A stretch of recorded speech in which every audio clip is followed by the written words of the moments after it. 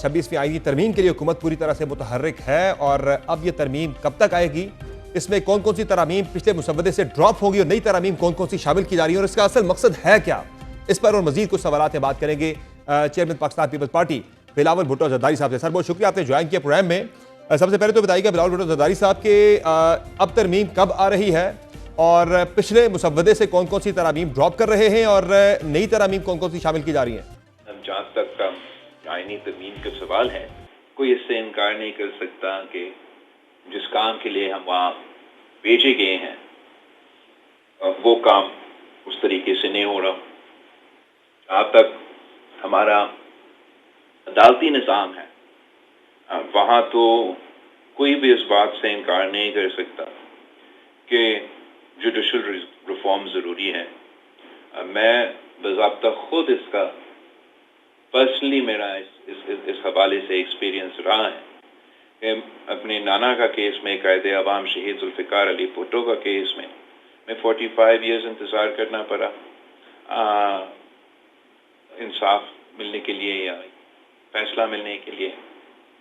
जहाँ तक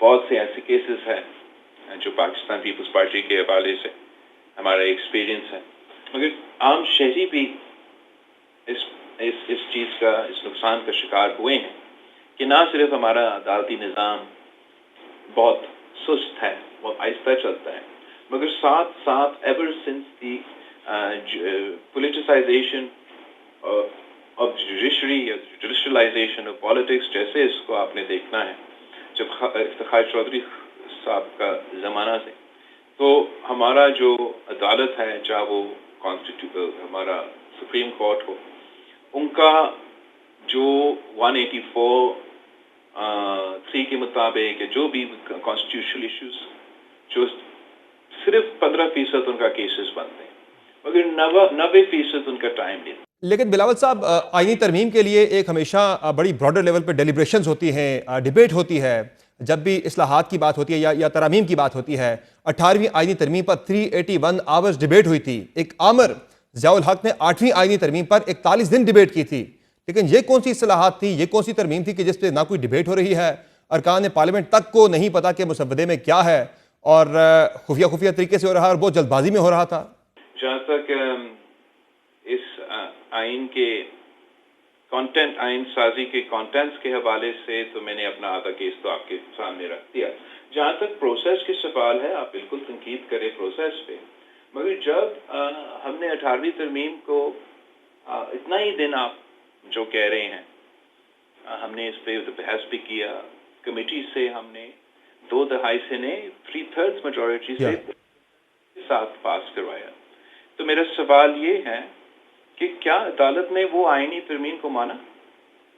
वो आईनी तरमीम में जो हमने अदालत के हवाले से रिफॉर्म्स पेश किए, क्या वो माने? एक नुक्ते पे एतराज हुआ था पार्लिमानी कमेटी के हवाले से, बाकी तो तमाम तकरीबन मान ली गई थी।